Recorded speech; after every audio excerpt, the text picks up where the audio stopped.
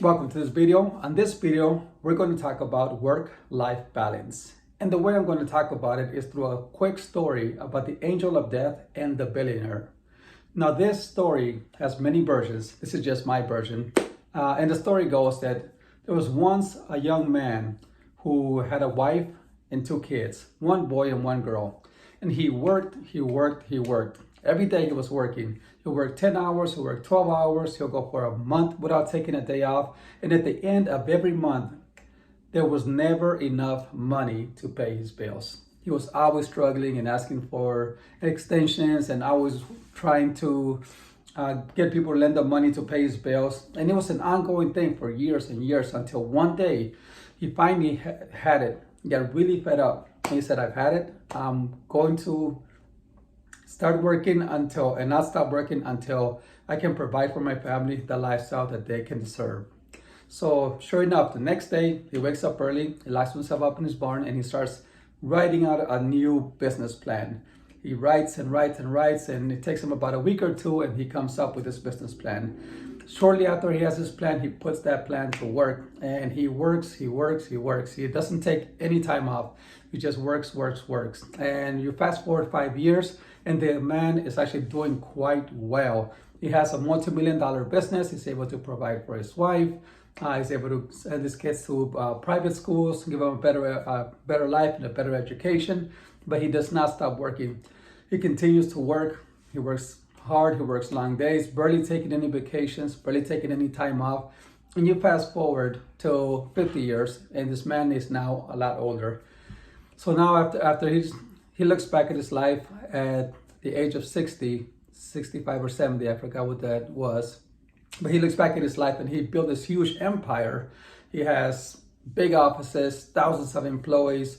He became a billionaire. He has a huge net worth, and his wife is getting old. She's got gray hair, and he starts to notice he's been so busy, he's neglected his family and didn't realize that his kids already grew up and left the house. And his wife is obviously getting older and older, just like himself. He looks in the mirror and decides, tomorrow I'm going to resign and turn over my business to my investors. So the same night that he makes a decision and writes a letter, he gets a knock, and guess who it is? Shocker, right? It's the angel of death. And the angel of death, for those who don't know, is a Green Reaper. It's another name from. It's a person that comes and takes you to the other side once you're ready to die. So being that he's such a successful businessman and he grew this huge empire, he's a great negotiator. So he tries to negotiate with the angel of death, and he tells it. And he starts to negotiate with the angel of death, and he starts offering part of his riches to the angel of death. He says, it's been years since I've actually had some time off with my family. My daughters and my kids are already have grown and left the house.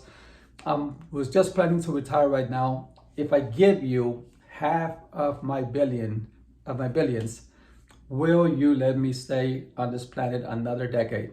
And to that response, the angel of death said no.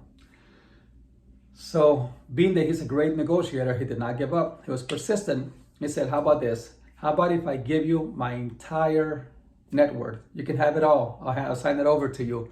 If you just give me 1 year to enjoy my wife and my family, my kids, my kids. They're already grown. I've been working so hard, and I hardly spend any time with them. Just 1 year for all my net worth. And to that response, the angel of death said no. So being that he felt defeated, he had one last try, and he asked the angel of death, okay, I have one final request. Can I have 1 minute to write a letter to my lovely wife and my children before you take me away? And to that request, the angel of death said yes. And in that letter, he wrote, value your time, because when it's gone, it is gone. And that was pretty much the end of the story. It's pretty straightforward. A lot of us work, and we neglect our life. Our life is still happening, even though we're still working our butts off. And that was me in my 20s, 100%. In my 20s, I was a workaholic. 30s, I was also a workaholic. I got smarter in my 40s. And right now, Right now, I work for myself, so I have a lot more flexibility.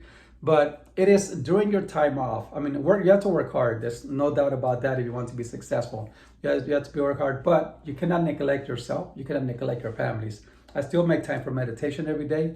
I still make time to work out 3 to 4 times a week, and I still focus on my wife. And we spend dinners. We go out. We vacation, and we do our things.